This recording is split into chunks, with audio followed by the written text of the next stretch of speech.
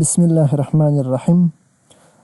په اول سر کې السلام علیکم ورحمت الله وبرکاته. خدای دې وکړي چې ټول به جوړ او روغ یاست. راځو نن د فوټوشاپ شپږم درس دی. لکه څنګه چې مې پرون پر پکچر انلاکینګ باندې بحث وکړی، پر اجسټمنټ باندې بحث وکړی، دغه رقم ډوپلیکیټ پکچر باندې بحث وکړی. یو ماسکینګ موضوع زما په نظر پرون پاته سوې وه. سلیکشن ټایپ باندې بحث وکړی. ماسکینګ پاته دی، نو نن مې ماسکینګ دا راخستی دی، پکچر ان پکچر مې راخستی دی. نن پر دې باندې بحث کوو چې ماسکینګ څه شی دی، پکچر یعنی تصویر په بل تصویر کې څنګه دی.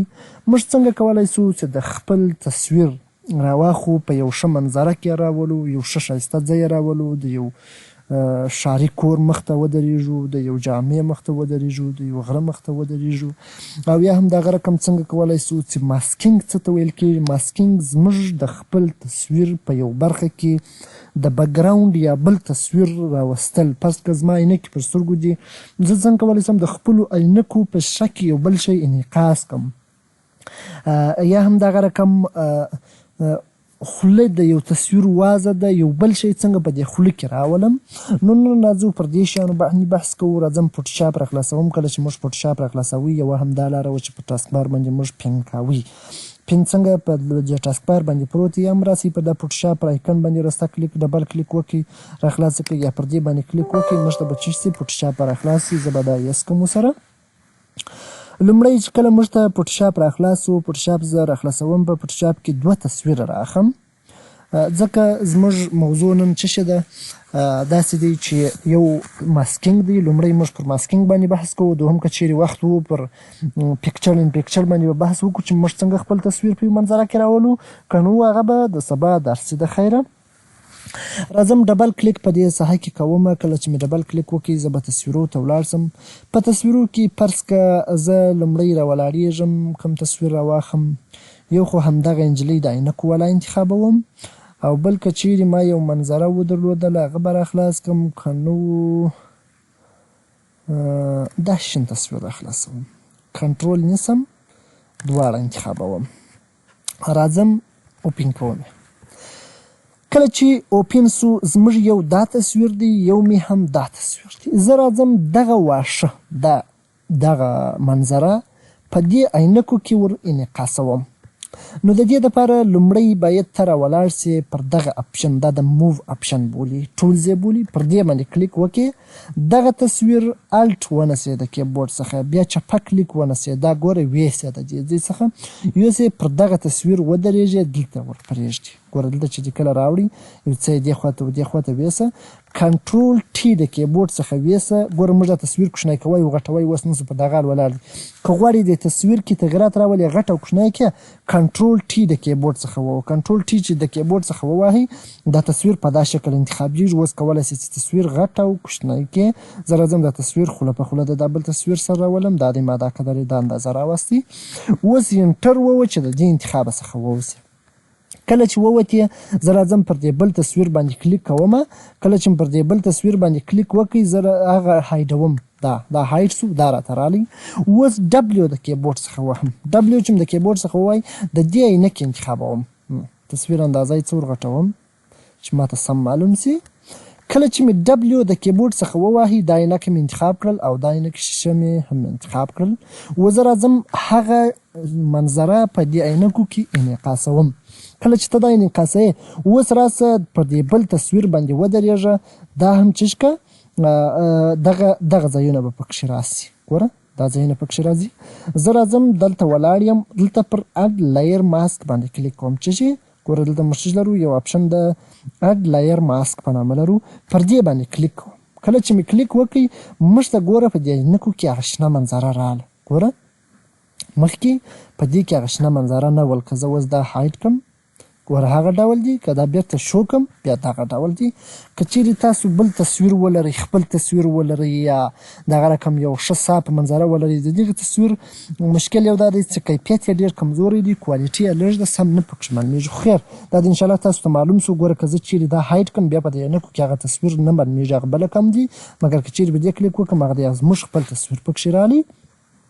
اوس نو کله ناکله دغه ژیو سره نیول سوي موږ دلته دوه رنګه لرو، یو دا بکګراوند کالر دی، بل دا فورګراوند کالر دی. یو سپین رنګ فورګراوند یعنی مخته رنګ دی او تور رنګ څه دی بکګراوند دی.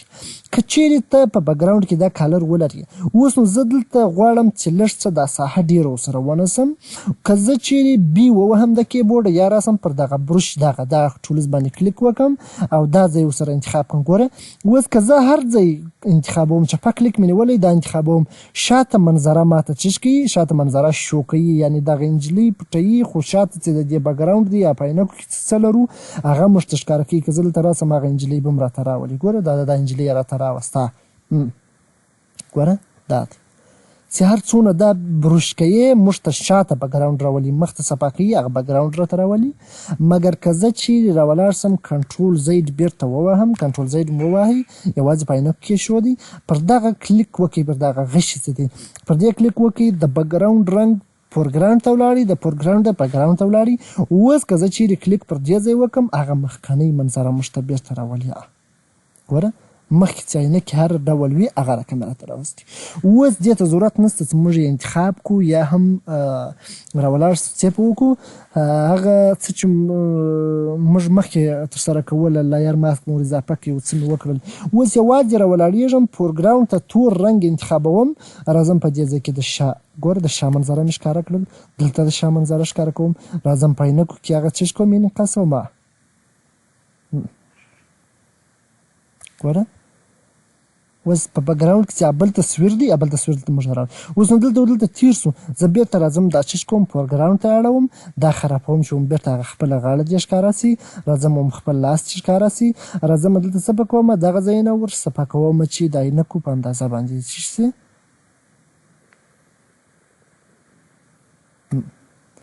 دا هم لږ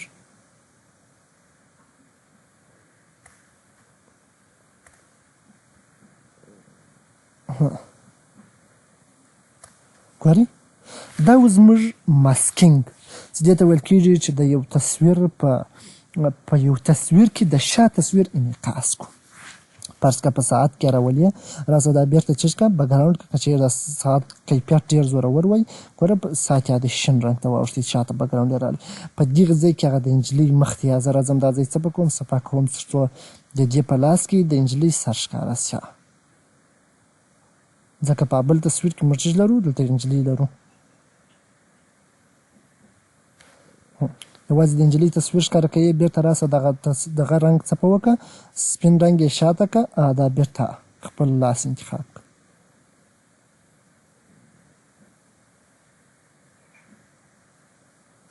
دلته یوازې چې ښکاره سو د نجلۍ مخ ښکاره سو.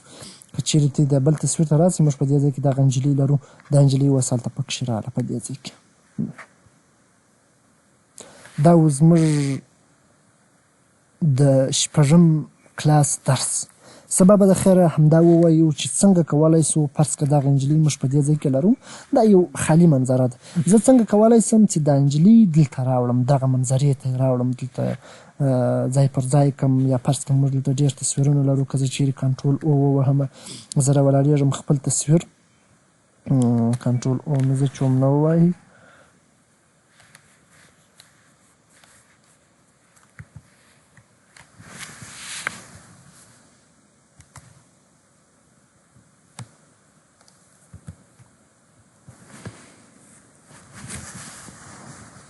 یا راځم او فایل ته راځم اوپن ته راځم، دلته زه دا مار لرم، ګوره مار.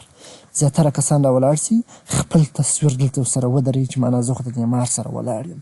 داسې څنګه کولی شو چې خپل تصویر د داسې منظرو، داسې حیواناتو، د دې نورو شیانو سره یا دوه تصویره څنګه څنګ پر څنګ راولو. دا راتلونکي درس دی د خیره، سبا به په کوم درس کې په دې باندې بحث وکړو. نن هم در دغه ځای کفایت کوي انشاءالله. تر راتلونکي درس مې پر الله سپارم. السلام علیکم.